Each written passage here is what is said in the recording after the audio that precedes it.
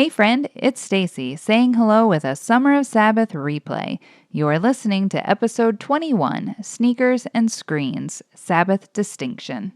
Hi, I'm Stacy Holmes, and this is Glordinary, a few moments where we celebrate God's glory and champion the ordinary. I'm glad you're here.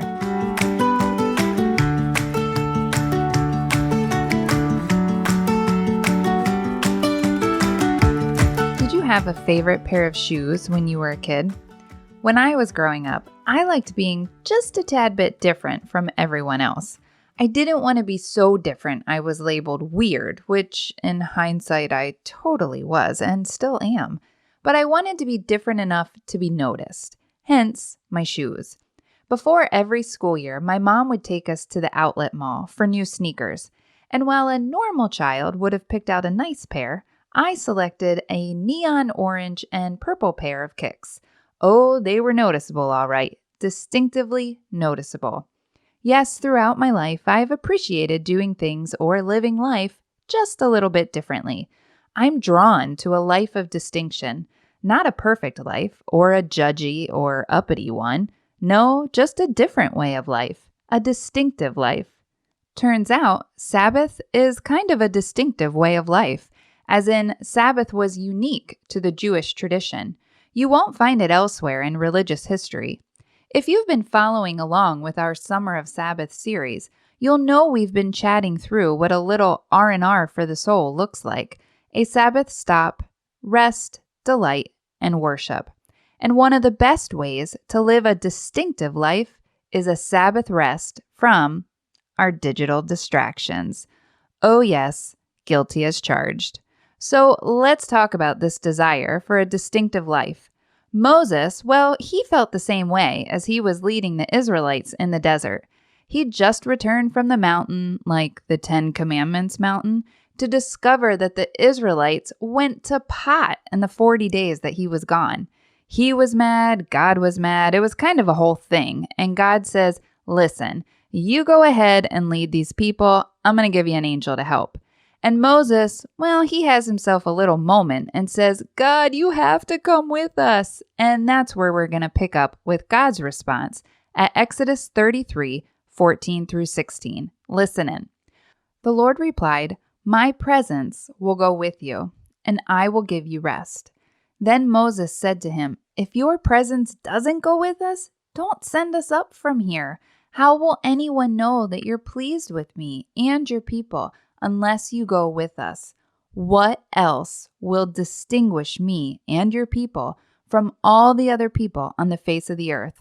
What else will distinguish me? He says. Why were the Israelites known as a people of distinction? Well, I can tell you it wasn't because of neon orange and purple sneakers. No, one reason. God's presence was among them. He shows up throughout the desert and wilderness in a burning bush, a cloud of smoke, a pillar of fire. He's on the mountain with Moses. He's a God of presence. And we've become a people of absence. Think about it. How many times has someone been speaking to us and we're there, but we're not there? I know in my life, I find myself apologizing to my husband, John, for totally zoning out as he describes his workday, trying to guess what he's just said. We're distracted. We're sad, bored, lonely, frustrated, and turning to our screens to fill the gaps, often without realizing it. We are glued to our digital distractions. I catch myself, or my kids do, scrolling my social media while our family's watching a movie together. Double screens. I end up down a rabbit trail of reels, and before I know it, 53 minutes of my life are gone. What? How did that happen? I'm watching other people's lives instead of living mine. Why? Why am I choosing absence when I was made to be present? Screens fracture our presence. If we want to be a person of distinction, a man or woman of distinction, we need presence, specifically God's presence. And there's a surefire way to reclaim presence, and it's Sabbath. Justin Whitmore Early writes in his book, The Common Rule, great book, by the way, we don't mean to live lives of absence, but without meaningful habits of resistance, Smartphones are impossible not to look at. He's not wrong. And Sabbath, well, that's a meaningful habit of resistance. Just like a new puppy or a tired toddler, our screens scream for our attention. We call them notifications, but let's be honest, they're more like abductions, pulling us away from presence into the abyss of absence. Let's try something new and parent our screens, even for just one day a week.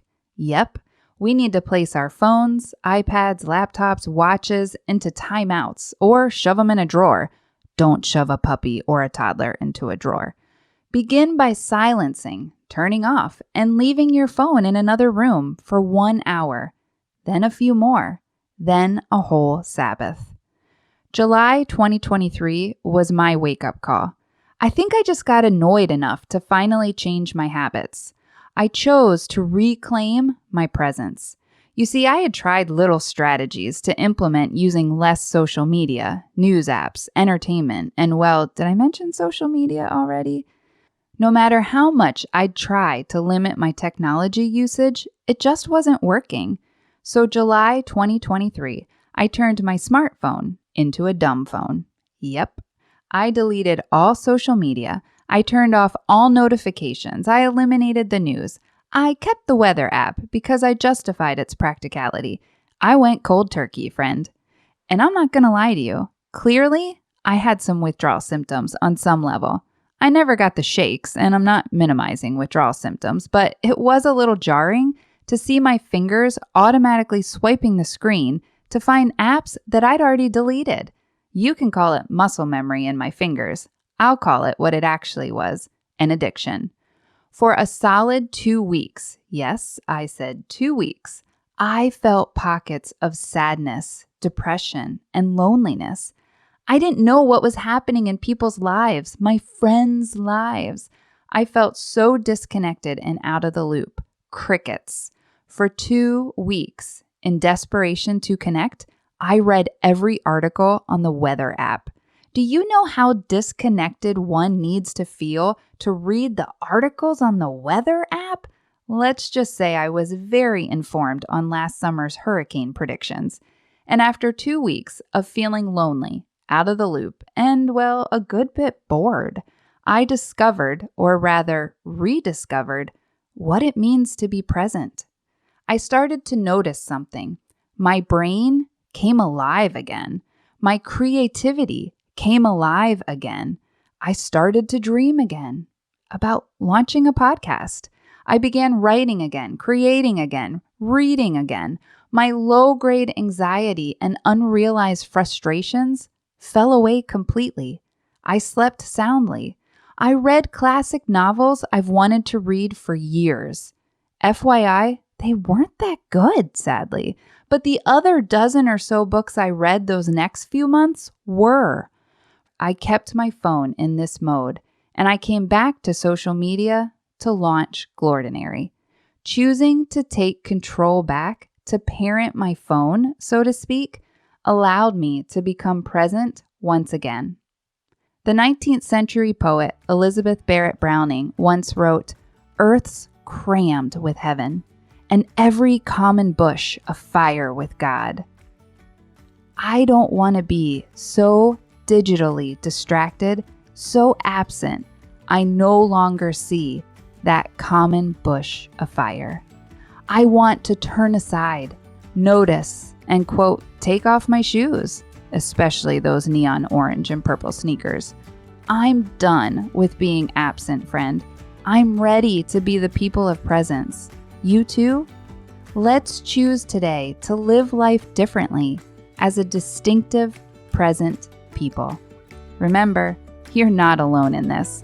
I'm praying for you, friend. Have a glordinary day.